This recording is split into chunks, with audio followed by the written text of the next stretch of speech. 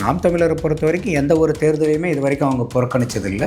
அந்த மாதிரி இந்த வரப்போகிற இடைத்தேர்தலையும் வந்து அவங்க புறக்கணிக்க போகிறதில்ல. கட்டாயமாக அவங்க ஃபைட் பண்ணுவாங்க. அவங்க என்னென்ன தவறுகள்ங்கிறது 2026 செஞ்சாங்க, அதை நாங்கள் கரெக்ட் பண்ணுறோங்கிறது எனக்கு தெரியல. அங்கே வந்து பணம் கொடுக்குறதோ மற்றதோ அதெல்லாம் அந்த கட்சி எப்பயுமே செய்கிறதில்ல. அது எப்பயுமே ஆரம்ப காலத்துலேருந்து பண அரசியலுக்கு எதிராக அதுக்கு ஒரு முன் உதாரணமாக திகழ்ந்துட்டு இருக்கிறது நாம் தமிழர். ஆனால் அவங்களுடைய ப்ளஸ் பாயிண்ட்னு எடுத்துட்டிங்கன்னா, அப்போ அந்த படைபலத்தை வந்து அந்தந்த பகுதியில் வந்து கான்சன்ட்ரேட்டடாக நீங்கள் கொண்டு போகணும்.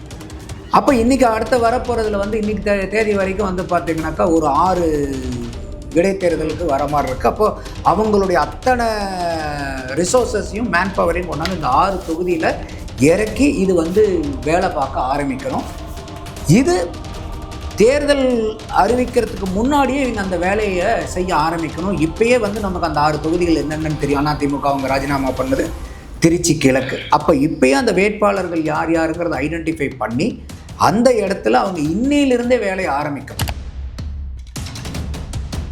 இப்போ போன எலெக்ஷனில் கூட வந்து பார்த்திங்கன்னா அந்த நியூஸ் தமிழ் சேனலில் வந்து ஒவ்வொரு தொகுதியாக போகும்போது நாம் தமிழர்களுடைய வேட்பாளர்கள் அங்கே போய் நின்று அருமையாக பேசினாங்க, எக்ஸலண்ட்டாக பேசினாங்க. அந்தந்த ஏரியாவில் என்னென்ன பிரச்சனை இருக்குது அப்படிங்கிறது அதையே நீங்கள் மெயின் தேர்தல் பிரச்சாரமாக ஒவ்வொரு தொகுதியிலையும் மாற்றணும். அந்த நிகழ்வுக்காக மட்டும் இல்லாமல் ஒவ்வொரு அந்த இடைத்தேர்தல் நடக்கக்கூடிய இடத்துல பூரா அவங்களுடைய பிரச்சார யுக்தியாக அந்தந்த பகுதி சார்ந்த பிரச்சனைகளை எப்படி அந்த இடத்துல அந்த நிகழ்ச்சி விவாத நிகழ்ச்சியில் பேசுனீங்களோ அந்த அளவுக்கு ஓங்கி ஒலிக்கும் போது என்ன காரணத்துக்காக சொல்கிறோன்னா, இன்றைக்கி வந்து தாவேக அரசாங்கம் வந்ததுக்கப்புறம் இன்றைக்கி நிறைய அந்த ஒயிட் பேப்பரெல்லாம் விட்டுக்கிட்டு இருக்காங்க. டிஎன்பிவிலையும் நேற்று விட்டாங்க. இந்த மாதிரி பிரச்சனைகள் என்னென்ன இருக்குதுங்கிறதெல்லாம் வெளியே வருது. இப்போ திமுகவும் அதிமுகவும் பலகீனம் அடைஞ்சிருக்காங்க. தேர்தலினுடைய ரிசல்ட்டில் கட்சிகளுக்குள்ளார ஏகப்பட்ட பிரச்சனைகள் இருக்குது. இதை நாம் தமிழர் கட்சி பயன்படுத்திக்கணும் எதுவும். அப்போ வந்து என்னென்னா,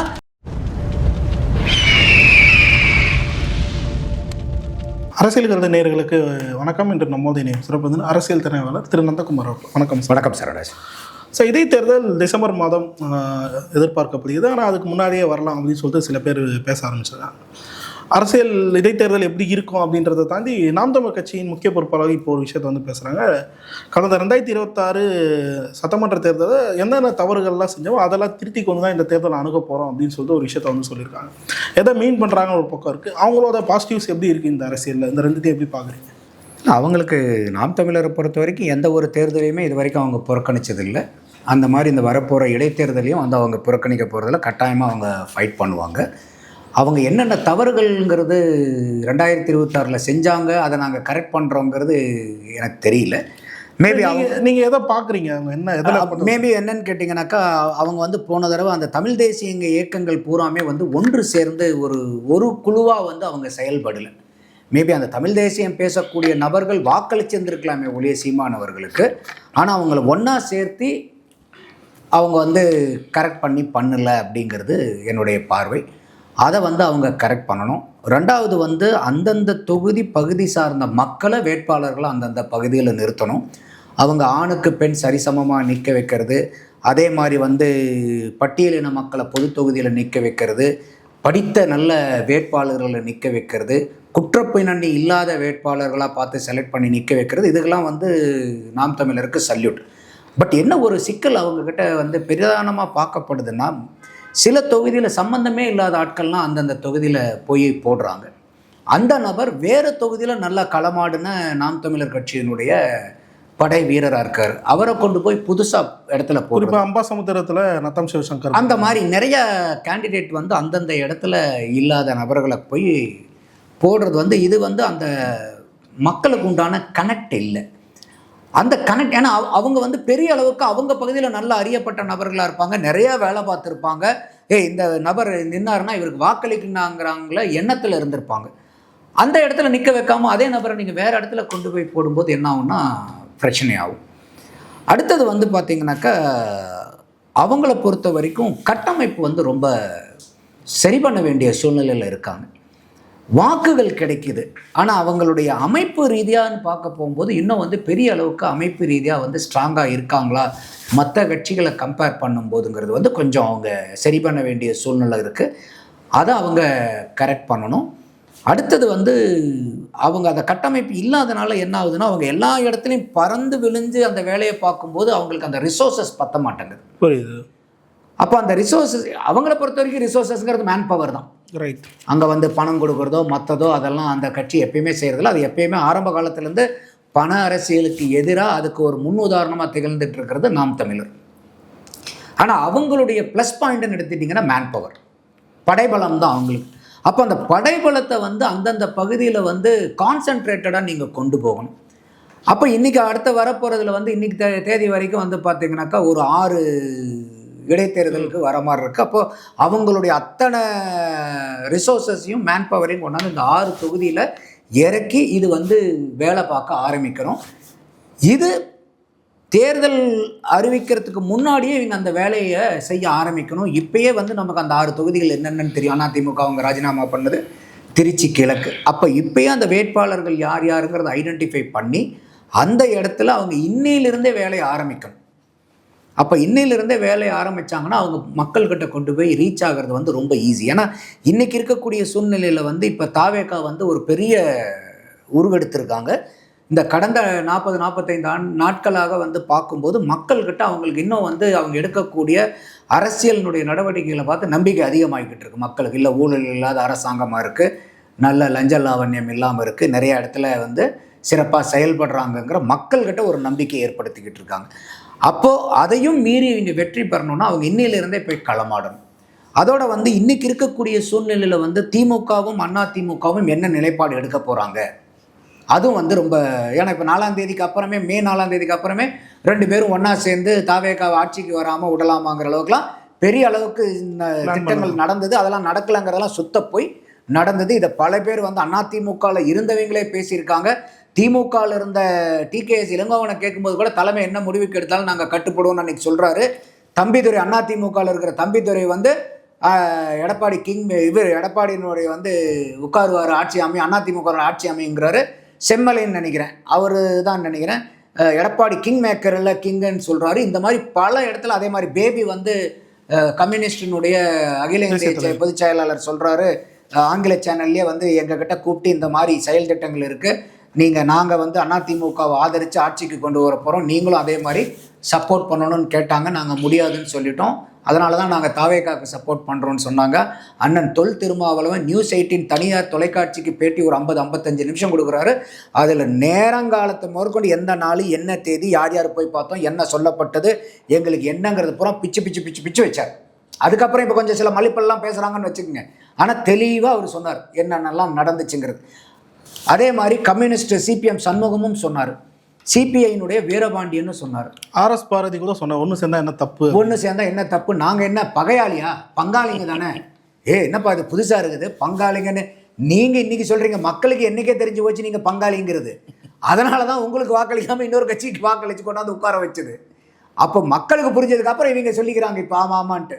ஸோ அப்போ இந்த மாதிரிலாம் நிலைமை வந்து அதிமுக திமுக கொஞ்சம் அவங்களுக்குள்ள ஒரு அட்ஜஸ்ட் பண்ணிட்டு கூட இடைத்தேர்தலுங்கிறனால உடனே போய் இந்த இடைத்தேர்தலில் ஒன்று சேர மாட்டாங்க. பொது தேர்தல் வரதில் ஒன்று சேர்ந்தாலும் ஆச்சரியப்படுறதுக்கு. ஆனால் இந்த இடைத்தேர்தல் என்ன மாதிரி ஒரு டீலிங் ஏற்படலாம்னா, இந்த 3 தொகுதியில் நீங்கள் உங்கள் வேட்பாளரை நிறுத்திங்க, நாங்கள் பேக்கப் கொடுக்குறோம். இந்த 3 தொகுதியில் நீங்கள் உங்கள் வேட்பாளரை நிறுத்திங்க, நாங்கள் பேக்கப் பண்ணுறோங்கிற மாதிரி ஒரு பிஹைண்ட் த ஸ்க்ரீன் அண்டர்ஸ்டாண்டிங் வந்து நிறையா நடக்கிறதுக்கு வாய்ப்புகள் இருக்கிறத தான் நான் பார்க்குறேன். அப்போ அதையெல்லாம் வந்து சீமானவர்கள் ஓவர் கம் பண்ணணும் அப்படின்னா அவங்க இன்னையிலிருந்தே அந்த களத்தை வந்து அவங்க செய்யணும். அதே மாதிரி வந்து அவங்களுடைய தேர்தல் பிரச்சார யுக்திகளையும் வந்து அவங்க அந்தந்த தொகுதியில் என்னென்னலாம் இருக்குது, பிரச்சனைகள் இருக்குது, அந்த பகுதி பிரச்சனைகள் என்ன, இந்த பை எலெக்ஷனுடைய பிரச்சனைகள் என்ன, இதையெல்லாம் அவங்க எடுத்து வச்சு அதை ஸ்ட்ரீம்லைன் பண்ணி அவங்களுடைய படைபலத்தை பூரா அங்கே இறக்கி விட்டு அந்த தமிழ் தேசிய உணர்வாளர்கள் சிந்தனையாளர்களை பூரா ஒன்று சேர்த்தி அவங்களையும் வந்து களமாட வைக்கணும். வாக்கு மட்டும் பத்தாது. குறிப்பாக இன்றைக்கி ஒரு போஸ்ட் பார்க்கும்போது நாம் தமிழ் கட்சி ஆதரிக்கக்கூடிய ஒருத்தர் தான் போட்டிருந்தாரு, தீவிர தமிழ் தேசியத்தை பற்றி மட்டுமே பேசுகிறதும் அதே மாதிரி ஈழத்தமிழ் இஷ்யூவை வந்து பெருசாக பேசுகிறதுலாம் இந்த இடைத்தேர்தலை கை கொடுக்காது, ஸோ யுக்தியை மாற்றணும் அப்படின்னு சொல்லியிருக்கேன். இதை எப்படி பார்க்குறீங்க? இல்லை, நீங்கள் அதனால தான் நான் சொன்னேன், அந்த பகுதி சார்ந்து அந்த தொகுதி சார்ந்த பிரச்சனைகளை பேசணும். ரைட். நீங்கள் ஈழத்தமிழர்களுடைய பிரச்சனையை பேசுங்க, அதில் மாற்று கருத்து இல்லை. அது என்றைக்குமே நம்ம மறக்க முடியாது. அது நம்ம எண்ணத்தில் இருந்தோ மனதில் இருந்தோ போகக்கூடிய நிகழ்வு அல்ல. அது நம்ம ஒவ்வொரு நாளும் நினச்சி இரத்த கண்ணீர் விடுற நிகழ்வு தான் அது. அது யாராலையும் எதனாலையும் அதை துடைச்செறியறது முடியாது. அது துக்ககரமான நிகழ்வு. ஆனால் அதற்காக மட்டுமே இந்த மக்கள் நமக்கு வாக்களிப்பாங்கன்னு எதிர்பார்த்தா பண்ண மாட்டாங்க. சரிம்மா. அதனால் வந்து அந்தந்த தொகுதியில் என்ன பிரச்சனை இருக்குது, அந்தந்த பகுதியில் என்ன பிரச்சனை இருக்குங்கிற அந்த லோக்கல் ப்ராப்ளத்தை அட்ரஸ் பண்ணி, நீங்கள் மாநிலம் தழுவிய பிரச்சனையும் பேசுகிறாங்க, நிறையா பேசுகிறாங்க, சீமான் கட்சி வந்து நிறைய பேசுகிறாங்க. ஆனால் அந்த பகுதி சார்ந்த தொகுதி சார்ந்த பிரச்சனைகளை வந்து இன்னும் முன்கு எடுத்து போங்க. இப்போ போன எலெக்ஷனில் கூட வந்து பார்த்தீங்கன்னா அந்த நியூஸ் தமிழ் சேனலில் வந்து ஒவ்வொரு தொகுதியாக போகும்போது நாம் தமிழர்களுடைய வேட்பாளர்கள்லாம் அங்கே போய் நின்று அருமையாக பேசினாங்க, எக்ஸலண்ட்டாக பேசினாங்க. அந்தந்த ஏரியாவில் என்னென்ன பிரச்சனை இருக்குது அப்படிங்கிறது அதையே நீங்கள் மெயின் தேர்தல் பிரச்சாரமாக ஒவ்வொரு தொகுதியிலையும் மாற்றணும்.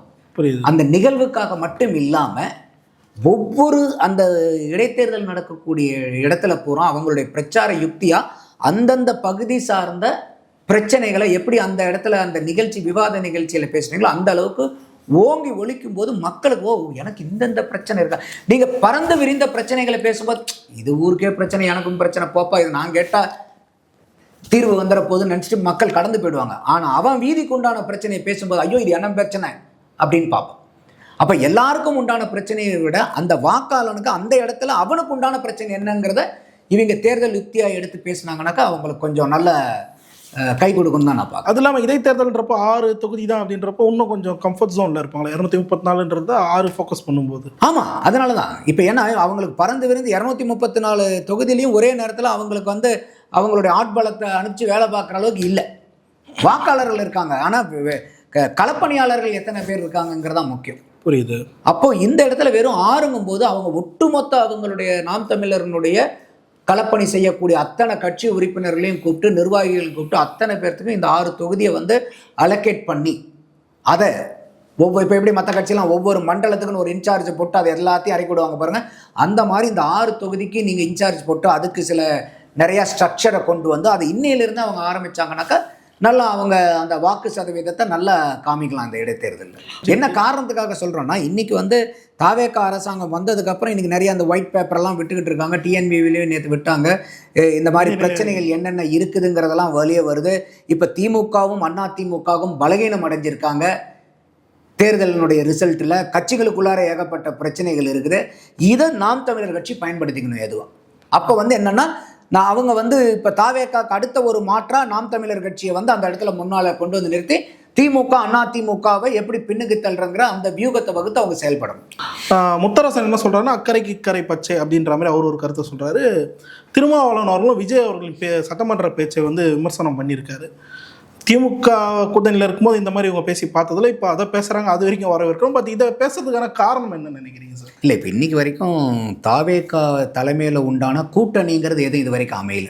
கூட்டணி மந்திரி சபை இருக்குதே ஒழிய தாவேகா தலைமையில் இந்தந்த கட்சிகள் கூட்டணி இருக்குது, இந்த கூட்டணிகளுக்கு இந்த பெயருங்கிறது இன்றைக்கி வரைக்கும் கிடையாது. இன்னும் சொல்ல போனோம்னா இன்னைக்கு தேதி வந்து 26, நாளைக்கு வந்து மதிமுகவுடைய மீட்டிங்கும் இருக்குது. அதில் வந்து எனக்கு தெரிஞ்சு 195% வந்து திமுக வெளியே வர்றதா தான் ஒரு சமிக்கை நமக்கு. அதுலேயும் ஒரு குழப்பம் சார், வந்தால் வைகோ வருவார், அங்கே எம்எல்ஏ ஜெயிச்சவங்க எப்படி வருவாங்கன்ற ஒரு கேள்வி இருக்குது. இல்லை அவங்க வைகோ மேலே தான் இதாக இருக்காங்க, அவங்க ராஜினாமா பண்ணுவாங்க. புரியுது. அதாவது எம்எல்ஏக்கள் இவங்க வந்துட்டு அந்த 2 எம்எல்ஏக்கள் ராஜினாமா பண்ணாங்கன்னா இந்த 6ங்கிறது 8 இடைத்தேர்தலாக மாறும்.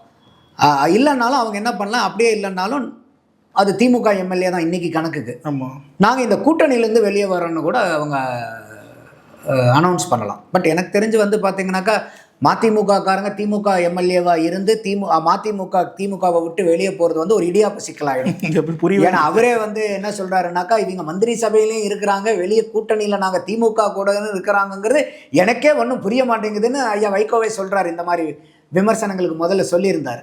ஸோ அப்போ திமுகனுடைய எம்எல்ஏக்களாக அவங்க தொடர்ந்துக்கிட்டே நாங்கள் திமுக கூட்டணியை விட்டு வெளியே வந்து நாங்கள் தாவேக்காக்கு ஆதரவுனா இவர் மேலேயும் இவர் வச்ச விமர்சனமே ஒரு விமர்சனமாக மாறிடும். அதனால் எனக்கு தெரிஞ்சு இன் ஆல் ஃபேர் பாசிபிலிட்டிஸ் வந்து அந்த 2 எம்எல்ஏக்கள் கூட ராஜினாமா பண்ணிட்டு இங்கே வெளியே வந்தாங்கனாலும் ஆச்சரியப்படுறதுக்கு இல்லை. ஸோ அதனால் இன்னும் அந்த தாவேக்காவுடைய கூட்டணிங்கிறது இது வரைக்கும் இப்போதைக்கு கூட்டணியில் இருக்காங்க. ஆனால் கட்டாயமாக இது கூட்டணியில் தான் இருப்பாங்க, மாற்று கருத்து இல்லை. இன்னும் வந்து சொல்ல போனால் நான் சொல்கிற மாதிரி மதிமுகவும் அங்கே போகும், மீதி வந்து சில கட்சிகள் அவங்களோட சேர்ந்து உதயசூரியன் சின்னத்தில் ஜெயிச்ச சில கட்சிகளும் அங்கே போகிறதுக்கு நிறையா வாய்ப்புகள் இருக்குன்னு தான் நான் பார்க்குறேன். அதனால் இன்னைக்கு தாவேகா தலைமையில் கூட்டணி ஆட்சி, ஆனால் தேர்தல் கூட்டணிங்கிறது இல்லை. மேபி வந்து பார்த்திங்கன்னா பை எலெக்ஷனுக்குள்ளார அது ஃபார்ம் ஆகிடும். அதே வந்து பார்த்திங்கனாக்கா உள்ளாட்சி தேர்தலையும் கண்டினியூ ஆகலாம், பாராளுமன்ற தேர்தலையும் வந்து கண்டினியூ ஆகலுங்கிறது தான் நான் பார்க்குறேன். இப்போ வந்து நீங்கள் திருமாவளவன் அவர்கள் சொல்கிறது வந்து இது கம்யூனிஸ்டுகளும் சொல்லியிருக்காங்க. திருமாவளவன் அண்ணன் மட்டும் இல்லை, கம்யூனிஸ்ட் தோழர்களும் சொல்லியிருக்காங்க. இது அவங்கவுங்களுடைய நிலைப்பாடு. இப்போ நமக்கு வந்து பார்த்திங்கன்னா இப்போ விஜய் அவர்கள் செய்கிறதுல நமக்கு ஒரு சில விஷயங்கள் அக்செப்டடாக இருக்கும், சில விஷயங்கள் சரியில்லைன்னு விமர்சனம் பண்ணுவோம். அந்த மாதிரி அவங்களுக்கு சில விஷயங்கள் அவங்களுக்கு உடன்பாடு இருக்கலாம், இல்லாத விஷயங்களை விமர்சனம் பண்ணலாம். விமர்சனம் பண்ணுறதுக்கு ஒன்றும் பெரிய பிரச்சனை இல்லை. ஆனால் இப்போது நீங்கள் சொன்ன மாதிரி சமீபத்தில் கௌதமன் அவர்கள் இல்ல திருமணால் வைகோ பேசும்போது இப்போ நீங்கள் சொல்கிற மாதிரி அவர் தாவேகா கூட்டணிக்கு வர ஆர்வம் காட்டுறாரு, அது ஓகே. ஆனால் வரத்துக்கு முன்னாடி திருமாவளவன் அவர்கள்லாம் விமர்சிச்சிருக்காரு. அது என்னன்னு எனக்கு புரியலையே சார். ஏன் அந்த விமர்சனம் என்ன பேசினாரு நான் அதை கவனிக்கல. இந்த மாதிரி கிளை கழகம் கூட இல்லாத கட்சி, எங்கேயுமே உங்களுக்கு ஆட்களே இல்லை, அந்த மாதிரிலாம் திருமாவளவனும் வந்து விமர்சிச்சிருக்காரு அந்த இதுவில். ஆனால் இப்போது டிவிகே கூட்டணிக்கும் வர விருப்பம் காட்டுறாரு. அது எப்படின்னு எனக்கு புரியலையே, விமர்சனம் வைக்கணுன்ற ஒரு கேள்வி இருக்குது. இல்லை, வைகோ வந்து திருமாவளவன் விமர்சிச்சுக்காரு. ஓ அப்படி தான். நான் அதை பார்க்கல, அது பார்த்துருந்தேன்னா எனக்கு தெரிஞ்சிருக்கும். தெரியல அவங்க என்ன இது பண்ணுறாங்க. நான் துரை வைகோ பேசினதை நான் இன்னைக்கு கேட்டேன். எனக்கு இந்த நீங்கள் கேள்வி கேட்டதுக்கப்புறம் தான் அதை நான் இப்போ கனெக்ட் பண்ண முடியுது. இந்த மாதிரி பேசுனீங்க அப்படிங்கும்போது அவர் துரை வைகோ என்ன சொல்கிறாருன்னா, இல்லை அவர் வந்து நாங்கள் இது அவங்கள அண்டர் எஸ்டிமேட் பண்ண முடியாது, மக்கள் நல கூட்டணியில் இருந்தபோது. இப்போ தான் எனக்கு நான் துரை வைகோனுடைய இன்டர்வியூ புரிஞ்சுது. ஏன்னா நான் பார்த்தது வந்து பார்த்திங்கன்னா இந்த கல்யாணம் நடந்துச்சு பார்த்தீங்களா, இப்போ திமுகவில் விவசாயத்துறை விவசாய அடியில் இருக்கக்கூடிய தலைவரனுடைய 2வது பையனுக்கு கல்யாணம் ஆச்சு. ஐயா ஸ்டாலின் கூட பேசியிருந்தார் இல்லையா. அந்த இடத்துல வந்து பார்த்தீங்கன்னாக்கா நீங்கள் கம்யூனிஸ்டுகளை பற்றியும் பேசியிருந்தாங்க. அங்கே முத்தரசன் வந்து பேசியிருந்தார், இக்கரைக்கு அக்கறை பற்றி நீங்கள் கேட்ட டைலாக் பேசினார். ராசாவும் வந்து பார்த்தீங்கன்னாக்கா நம்ம கூட்டணி யாரும் இல்லாத ஆட்களுக்கெல்லாம் நீங்கள் நிறையா இடம் கொடுத்துக்கிட்டு இருக்கீங்க, நம்ம வந்து தனியாகவே போய் நிற்போன்னு நம்ம இது பண்ணலாம் இனிமேல். அதை நான் இதுதான் நான் பார்த்தேன். வைகோ அவர்கள் பேசுனதை நான் கேட்கல. காலையில் துரை வைகோ பேசுனதை கேட்கும்போது எனக்கு ஒன்றும் புரியல. இது இப்போ நீங்கள் கேட்டதுக்கப்புறம் தான் எனக்கு ஒரு கிளாரிட்டி கிடைக்குது. இது வைகோ அவர்கள் பேசின கேள்வியை துரை வைகோ கிட்ட வச்சுருக்காங்கன்னு நினைக்கிறேன். புரியுது. அவர் என்ன சார் சொல்லி அவர் என்ன சொல்கிறாருன்னா, இல்லை எங்கள் தலைவருக்கு வந்து பார்த்தீங்கன்னாக்கா அண்ணன் திருமாவளவன் அவர்களுக்கு வந்து பெரிய மரியாதை உண்டு. நாங்கள் மக்கள் நல கூட்டணியில் இருக்கும்போதே அவர் வந்து இன்றைக்கி வந்து பட்டியலின மக்களுக்காகங்கிறது மட்டும் இல்லை, அவர் ஒடுக்கப்பட்ட மக்களினுடைய அத்தனை பேர்த்துக்காகவும் செய்யக்கூடிய ஒரு அரசியல் செய்யக்கூடிய தலைவராக தான் நாங்கள் பார்க்குறோம். அதனால் அந்த அளவுக்குலாம் வந்து அது இருக்காது அப்படிங்கிற மாதிரி சொன்னார். எனக்கு அது ஏன் அந்த கேள்வி, எதுக்கு இந்த பதிலுங்கிறது என்னால் புரிஞ்சுக்க முடியல. இப்போ நீங்கள் சொன்னதுக்கப்புறம் தான் எனக்கு புரியுது வைகோ இந்த கமெண்ட்டை சொல்லியிருக்காரோன்னு சொல்லிட்டு. ஸோ அப்படி இருக்கும்போது இப்போ ஒன்றும் இல்லை, இன்றைக்கி கூட்டணி கட்சிகளில் இருக்கக்கூடிய அத்தனை கட்சிகளுக்கும் ஒரே நிலைப்பாடு இருக்கணுங்கிற அவசியம் இல்லை. அந்த ஆட்சி சார்ந்து அந்த கூட்டணி சார்ந்து ஒன்றா இருக்கலாம். இப்போ உதாரணத்துக்கு திமுகவில் கம்யூனிஸ்டுகளும் காங்கிரஸும் இருந்தாங்க. கேரளாவில் கம்யூனிஸ்ட் காங்கிரஸும் எதிர்த்து தான் போராடுச்சு. இந்தியா கூட்டணியில் மம்தா பானர்ஜியும் காங்கிரஸ் கம்யூனிஸ்ட்லாம் இருக்காங்க. இதே மேற்கு வங்காளத்தில் எல்லாரும் குடிமக்கள் சண்டை போட்டுக்கிட்டாங்க. அப்போ இந்த மாதிரி வந்து சில என்ன சொல்லுது, கொஞ்சம் முரண்பாடுகளும் சேர்ந்தது தான் இந்த அரசியல் கூட்டணிகளாக இருக்குது. எல்லாருமே வந்து ஒத்த கருத்து இருக்கக்கூடிய ஒத்த சிந்தனை இருக்கக்கூடியவங்க தான் எல்லாம் ஒரே கட்சியாக மாறிடலாமே. ஸோ அதனால் வந்து ஒவ்வொரு நிலைப்பு இப்போ நமக்கே வந்து பார்த்தீங்கன்னாக்கா இன்றைக்கி தாவேகா அரசாங்கத்தில் நடக்கக்கூடியது சில இதுக்கு வந்து பல இதுக்கு நம்ம ஆதரவும் தெரிவிக்கிறோம், சில விஷயங்களுக்கு நமக்கு உடன்பாடு இல்லாததை விமர்சனமும் செய்கிறோம். ஸோ அப்படி தான் எல்லா கட்சியும் நம்ம பார்க்குறோம், அப்படி தான் எல்லா கட்சியும் நடப்பாங்கங்கிறது என்னுடைய இது. எல்லாத்துக்குமே இன்றைக்கி கூட்டணி கட்சியில் இருக்கிறனால அவங்க தாவேகா செய்கிறதுக்கு பூரா வந்து அவங்க முட்டு கொடுக்கணுங்கிற அவசியம் இல்லை. புரியுது. அப்பப்போ வந்து அவங்க தவறு செஞ்சால் கூட சுட்டி காட்டுறது நல்லது தானே நான் பார்க்குறேன். புரியுது சார். இப்போது இறுதியாக ஒரே ஒரு கேள்வி சார். விஜய் அவர்கள் ஒரு கருத்தை வந்து சட்டமன்றத்தில் சொல்கிறாரு, அதற்கு எதிர்வினையாக உதயநிதி அவர்கள் ஒரு கருத்தை சொல்கிறாரு. சட்டமன்ற பேச்சுக்களை தாண்டி தனிமனித தாக்குதலாக இது போகுது, இது எப்படி பார்க்குறீங்க? இல்லை, நான் இது 2 விஷயமா நான் பார்க்குறேங்க. ஒன்று வந்து இப்போ ஐயா ஸ்டாலின்கிறவர் யார்? முன்னாள் முதல்வர், அரசியல் சார்ந்த நபர். பல இடத்துல வந்து ஐயா ஸ்டாலின் அவர்களுக்கும் விஜய் அவர்களுக்கு தான் அந்த இடத்துல வந்து கடுமையான சண்டை நடந்தது, எலெக்ஷன்லலாம் பார்த்தோம். அப்போ இன்றைக்கி வந்து அதுக்கு முன்னாடியே பல இடத்துல வந்து திமுக காரங்க எவ்வளோ தூரம் வந்து விஜய் அவர்கள் மேலேயும் அவங்க கட்சிக்காரங்க மேலேயும் அவதூறு பரப்புனாங்கன்னு பார்த்தோம். உதாரணத்துக்கு அந்த கரூர் இன்சிடெண்ட்டுக்கு அப்புறம் ஹைகோர்ட்டில் ஒரு ஜட்ஜ்மெண்ட் வருது. அந்த ஹைகோர்ட்டில் ஒரு சென்னை ஹைகோர்ட்டில் அந்த ஜட்ஜ்மெண்ட் வந்தோடனே கழுவி ஊற்றுனாங்க விஜய் அவர்களையும். ஏன்னா அந்த ஹைகோர்ட் ஜட்ஜ்மெண்ட்லேயே அவ்வளோ மோசமான விமர்சனங்கள் எல்லாம் இருந்துச்சு விஜய் அவர்கள் மேலே தனிப்பட்ட முறையில். அது தேவையே இல்லாத விமர்சனங்கள். அதுக்கு இவங்க திமுக காரங்க கொண்டாடின கொண்டாட்டம் இவ்வளோதான்னு கிடையாது. அதுக்கப்புறம் அந்த சுப்ரீம் கோர்ட்டில் போனதுக்கப்புறம் சுப்ரீம் கோர்ட் வந்து அதை செஞ்சு மறுபடியும் வந்து இது சிபிஐ என்கொயரிக்கு அந்த சூப்பர்வைசரி கமிட்டியின் மேற்பார்வையில் சுப்ரீம் கோர்ட்டினுடைய அறிவுறுத்தலின் பேரில் இப்போ நடந்துக்கிட்டு இருக்குது. அது வந்ததுக்கப்புறம் அந்த இந்த ஹைகோர்ட்டினுடைய ஜட்ஜே வந்து சுப்ரீம் கோர்ட் ஜட்ஜுங்க கேள்வி கேட்டிருந்தாங்க, எப்படி இந்த மாதிரி விமர்சனங்கள்லாம் நீங்கள் கொடுக்குறீங்கன்னு. அந்த விமர்சனங்கள்லாம் நீக்கப்பட்டது. அதுக்கப்புறம் தான் அந்த விமர்சனங்கள் இதெல்லாம் வந்து தாவேக்காவுக்கு ஒரு ரிலீஃப் கிடைச்சது அந்த டைமில். அப்போ அவ்வளோ இக்கட்டான நெருக்கடிகளுக்கு ஆளாக்கி இருக்கும்போது அவர் வந்து ஒரு குட்டி கதை சொல்லி அந்த இடத்துல வந்து உங்கள் அப்பாவை காணுமே அப்படின்னு விமர்சிக்கிறார். அப்போது அவர் அரசியல் சார்ந்த நபர். யார்? ஸ்டாலின். ஐயா ஸ்டாலின் அவர்கள். அப்போ நீங்கள் இப்போ அதுக்கு முந்தின நாள் எல்ஓபி பேசினதை கேட்டீங்க இல்லையா நீங்கள்? உதயநிதி ஸ்டாலின் அவர்கள் இவங்களை எந்தெந்த அளவுக்குலாம் வந்து தாவேக்காவை வந்து நாங்கள் அனுப்பிச்ச ஆட்சி தான், எங்கள் தயவில் தான் ஆட்சி, சோஃபாவை தூக்கிட்டு போகிறாங்க, இது வந்து ஈவில்ங்கிறத ஒரு டைலாக் சொல்கிறாரு. If you remain silent in the face of evil it's itself an ஈவில்ங்கிறார். தாவேக்கா அரசாங்கம் ஈவில் அரசாங்கம்ங்கிறார். அப்போ இந்த அளவுக்கு நீங்கள் எந்த விதமான முகாந்திரமும் இல்லாமல் எல்லாத்தையுமே அடிக்கிட்டு போகும்போது அவர் அமைதியாகவே தான் உட்காந்துருந்தார், ஒன்றுமே பேசல விஜய் அவர்கள். அப்போ நீங்கள் இன்றைக்கி வந்து பேசுகிறது வந்து இது அரசியல் விமர்சனம், தனி மனித விமர்சனம் இல்லை. ஏன்னா ஐயா ஸ்டாலின் அவர்கள் யார்? முன்னாள் முதலமைச்சர். இப்போ அம்மா துர்கா ஸ்டாலின் அவர்களை பற்றி பேசியிருந்தாருன்னா இவர் விஜய் அவர்கள் நம்மளே கேட்போம், எதுக்காக சார் அவங்கள நீங்கள் இழுக்கிறீங்கன்னு. இல்லை வந்து உதயநிதி ஸ்டாலின் அவர்களுடைய மகனையோ இல்லை வந்து மனைவியோ அந்த இடத்துல முதலமைச்சர் பேசியிருந்தாருன்னா நம்மளே கேள்வி கேட்போம். அப்போ இந்த இடத்துல இது வந்து ஒரு அரசியல் விமர்சனம். இன்றைக்கி எத்தனையோ பேசுகிறாங்க. ஜெயலலிதா அம்மையாரை வந்து இவங்க சட்டசபைக்குள்ளார பண்ணாத அசிங்கமா? அதெல்லாம் நம்ம வரலாற்றில் பார்க்கலையா? எவ்வளோ தூரம் அசிங்கப்படுத்தினாங்கன்னு. சட்டசபைக்குள்ளார எவ்வளோ அசிங்கமான வார்த்தைகளை பேசுனாங்கங்கிறதெல்லாம் நம்ம கேட்டது இல்லையா? அப்போது அதில் எனக்கு ஆனால் நீங்கள் வெளியே வந்து நீங்கள் என்ன பேசுகிறீங்க? நீங்கள் ஒரு தனி மனிதரை பற்றி பேசுகிறீங்க. விஜய் அவர்கள் பேசினது முன்னாள் முதல்வரை பற்றி, பப்ளிக் ஃபிகர், அரசியல் இருக்கக்கூடியது. இப்போ நம்ம ஒருத்தரை விமர்சிக்கிறோங்க, நம்ம வந்து இன்னைக்கு பொது வெளியில் வந்து விமர்சிக்கிறோம். என்னைய பல பேர் விமர்சிப்பாங்க. எதனால் விமர்சிக்கிறாங்க? நான் பிறரை விமர்சிக்கிறனால என்னை மற்றவங்க யார் வேணால் விமர்சிக்கலாம். ஆனால் யாருனே இல்லாத இன்னொரு தனி மனிதனை போய் ஒருத்தர் விமர்சிக்க முடியுமா? முடியாது. அந்த மாதிரி ஐயா ஸ்டாலினை பற்றி பேசுனது அது அரசியல் விமர்சனம். உதயநிதி அவர்கள் வந்து பேசுனது தனி மனித விமர்சனம். அந்த பையனோ ஒரு மனைவியோ வந்து அது வந்து யாராவது அங்கே வந்து அரசியலில் ஈடுபட்டிருக்கக்கூடிய நபர்களா? இல்லை. அப்போ உதயநிதி அவர்களுக்கு இந்த அடிப்படை புரிதலே இல்லையே. விஜய் நீங்கள் என்ன வேணால் விமர்சிக்கிங்க, ஒன்றும் எப்படிலாம் விமர்சிக்கணுமோ விமர்சிங்க, அது அரசியல் நபர் அவர். ஆனால் நீங்கள் தனி மனித இதுதான் திமுகவினுடைய ஸ்டாண்டர்ட். புரியுது. எப்பெல்லாம் திமுகவுக்கு வந்து யாரை பிடிக்கலையோ அவங்களுக்கு வந்து அரசியல் ரீதியாக யாரை கையாள முடியலையோ அடுத்த நிலைப்பாடு என்னன்னா அவங்கள வந்து பர்சனல் டேமேஜுக்கு போவாங்க. ஒன்றும் இல்லைங்க, இன்றைக்கி வந்து வெளியே வந்துட்டு லீடர் ஆஃப் அப்போசிஷன் பேசுகிறாரு, உள்ளார வந்து சினிமா டைலாக் பேசுகிறாங்க, அது பேசுகிறாங்க, இது பேசுகிறாங்கன்னு. சட்டசபைக்குள்ளார சினிமாவை பற்றி பேசுகிறாங்க, சினிமா டைலாக் பேசுகிறாங்கன்னு சொல்கிறதுக்கு இவர் நடித்த படத்தையெல்லாம் டைட்டிலில் வச்சு புகழ் மாலை சூடுறீங்க. அன்னைக்கெல்லாம் உங்களுக்கு வந்து சட்டசபையினுடைய மாண்பு கெட்டு போகலையா? இதுதான் ஐயா சண்முகம் சொல்கிறாரு பாருங்கள், நீங்கள் உள்ளார ஒன்று வெளியே ஒன்று, திமுகங்கிறது டபுள் ஸ்டாண்டர்டு. புரியுது. அதனால தான் நான் உங்களுக்கு ஆதாரத்தோடு நான் இதை காமிச்சேன், மக்களும் தெரிஞ்சுக்கிட்டேன்னு.